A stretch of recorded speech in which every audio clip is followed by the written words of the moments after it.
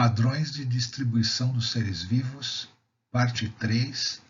Tipologia das áreas de distribuição dos organismos. Introdução.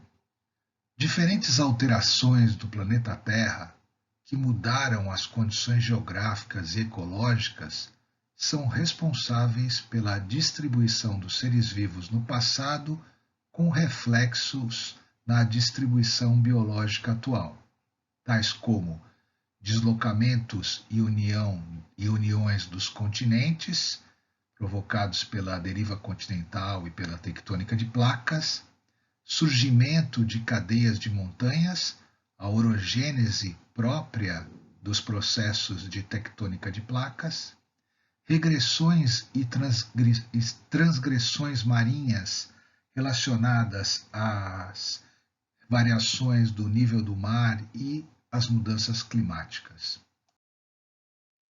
Tipologia das áreas de distribuição dos seres vivos. Podemos classificar as áreas de distribuição dos organismos, dos seres vivos, em 5 áreas: as áreas cosmopolitas, as áreas circunterrestres, as áreas disjuntas, as áreas vicariantes e as áreas endêmicas.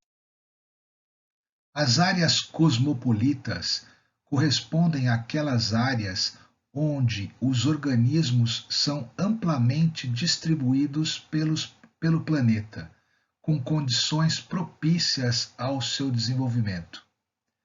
Nenhuma espécie, gênero ou família é verdadeiramente cosmopolita, apesar do Homo sapiens sapiens ocupar áreas amplas do planeta.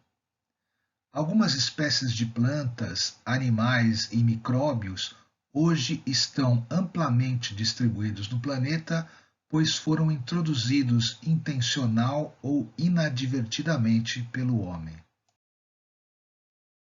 As áreas cosmopolitas consideradas cosmopolitas são aquelas nas quais as famílias e os gêneros podem ocupar grandes amplitudes geográficas, porque possuem amplas tolerâncias ecológicas, tanto a amplitude ecológica quanto a capacidade de propagação, de reprodução e de disseminação. Táxons superiores, como famílias, classes e ordens, são essencialmente cosmopolitas porque a diversidade ecológica desses grupos é ampla o suficiente para incluir formas que podem existir em muitos habitats terrestres ou aquáticos.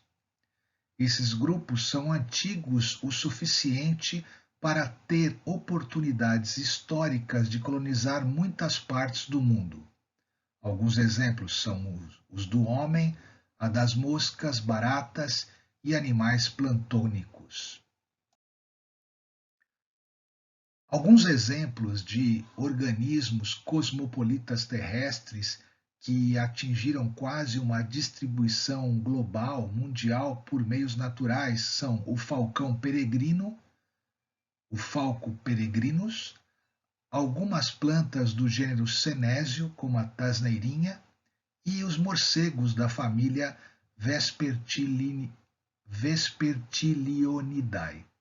Contudo, mesmo considerados cosmopolitas, estes organismos não ocorrem na Antártida e em algumas ilhas remotas. O falcão peregrino é uma ave cosmopolita encontrada em todos os continentes, exceto na Antártica. É uma ave que prefere habitats em zonas montanhosas ou costeiras e mede em torno de 38 a 53 centímetros e tem uma envergadura de asas de 89 a 119 centímetros e um peso de cerca de 600 gramas a 1,5 quilos. 600 gramas. Aqui a imagem da tasneirinha, que também é considerada um organismo cosmopolita. E algumas imagens de morcegos da família Vespertilionidae. Alguns exemplos de espécies ou gêneros encontrados atualmente nos oceanos que são considerados cosmopolitas são algumas espécies da ordem dos cetáceos, como orcas, que são da família dos golfinhos, e jubartes, que são baleias.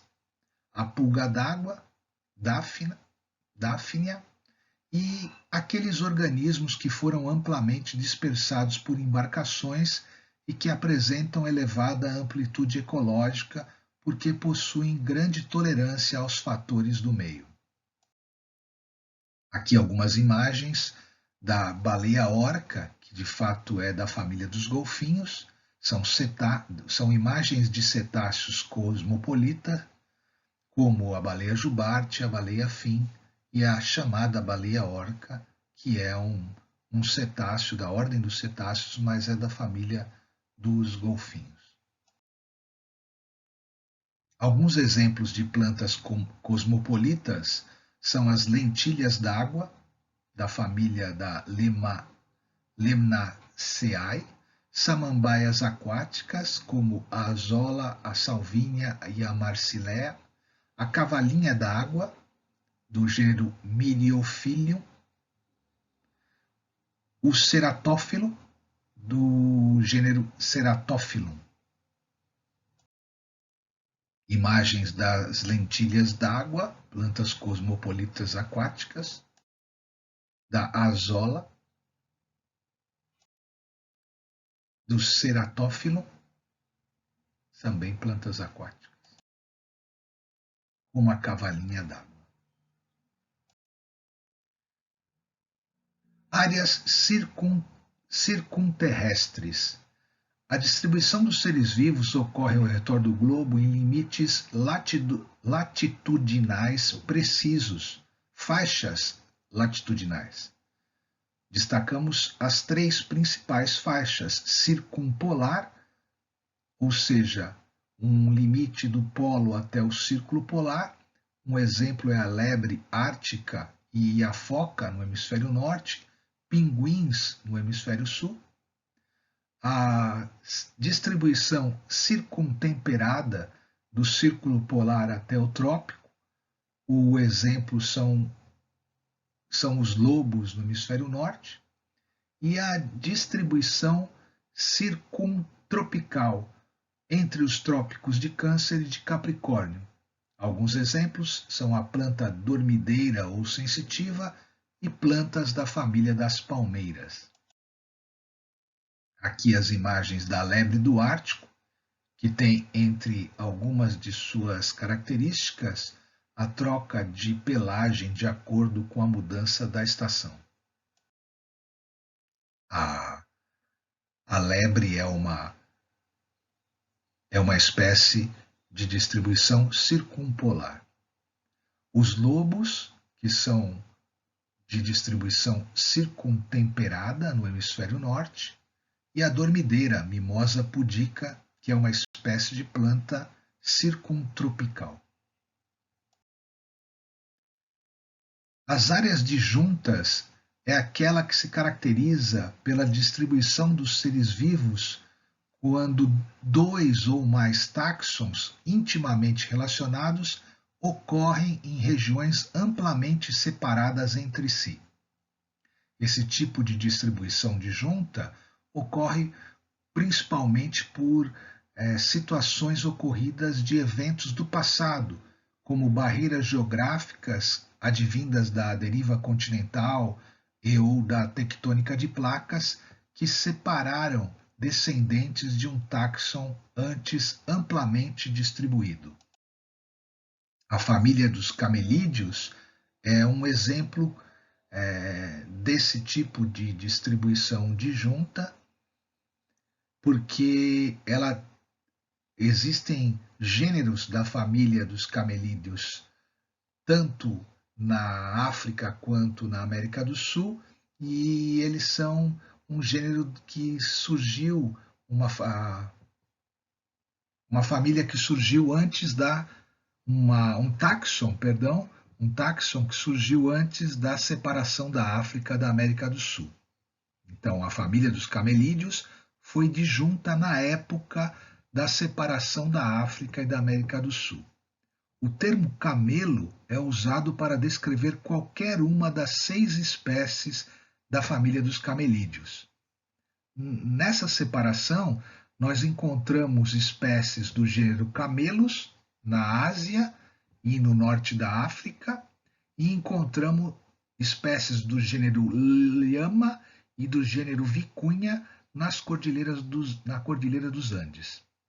O gênero Camelus, como eu disse, é nativo das áreas secas e desérticas da Ásia e do norte da África e inclui 2 espécies, o Camelus dromedarius, o dromedário, que ocorre no norte da África e no Oriente Médio, possui uma corcova, e o Camelus bactrianus, o próprio camelo que ocorre na Ásia Central, que possui 2 corcovas.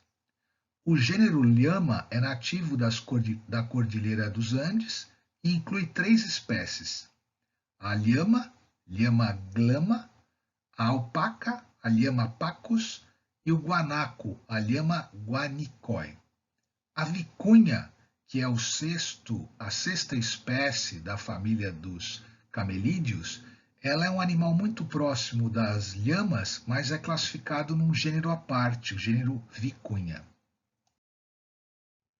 Vemos aqui a imagem do Camelus dromedários, do dromedário, da família Camalidae, gênero Camelus.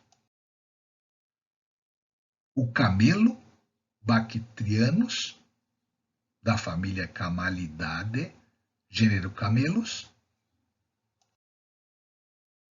A lhama, da família Camelidae, gênero Lhama. A alpaca, da família Camalidae, do gênero Lhama. O guanaco, também da família Camalidae, gênero Lhama. E a vicunha, que também é da mesma família dos camelídeos, mas está classificada num gênero à parte, o gênero vicunha. Todos são descendentes de ancestrais comuns que viviam no Gondwana, no continente Gondwana, antes dele se separar entre África e América. Áreas vicariantes são aquelas em que os táxons têm um ancestral comum, mas hoje apresentam características diferenciadas e áreas separadas. Então, esse exemplo que foi dado dos gêneros camelos e do gênero lhama são típicos, são distribuições disjuntas, mas também são espécies derivadas aí e formaram novas espécies em seus ambientes disjuntos. As áreas vicariantes surgem de áreas disjuntas que, com o tempo, vão diferenciando suas populações entre si, criando espécies, gêneros e famílias vicariantes. É um exemplo dado, um dos exemplos dados. As áreas endêmicas é aquela na qual o número significativo de espécies se desenvolve em uma área restrita pelas condições físicas propícias dessa área. As espécies podem ser endêmicas a uma localidade por 2 razões. Ou elas se originaram em um determinado lugar e nunca dispersaram, então é um endemismo autóctone, ou elas sobreviveram em apenas uma parte de sua amplitude anterior, de sua distribuição anterior. Nesse caso, são endêmicas alóctones ou paleoendêmicas. Um exemplo de endemismo autóctone é o do cipronodonte do buraco do diabo, que é uma espécie que está confinada ao lago de uma nascente em uma caverna no deserto do Mojave, é uma espécie de peixe. Então, o endemismo autóctone é aquele que ocorre quando uma espécie, por razões de difícil disseminação, de difícil dispersão, fica restrita a uma pequena área geográfica. Mais algumas imagens aí do Cyprinodon diabolis, que caracteriza esse tipo de endemismo autóctone. Ele está restrito a uma nascente nessa chamada caverna Boca do Diabo, Devil's Hole, Buraco do Diabo.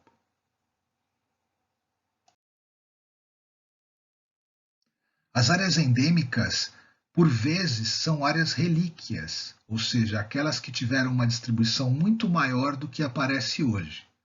Um exemplo de planta nessa situação é a ginkgo biloba, que atualmente ocorre apenas no sul da China e no norte da Europa. No Jurássico e no Cretáceo, há milhões de anos antes do presente, esse táxon pertencia ao grupo de gimnospermas bastante comum, cujos representantes desapareceram quase por completo. Aí algumas imagens da ginkgo biloba, essa planta de origem pré-histórica, muito antiga.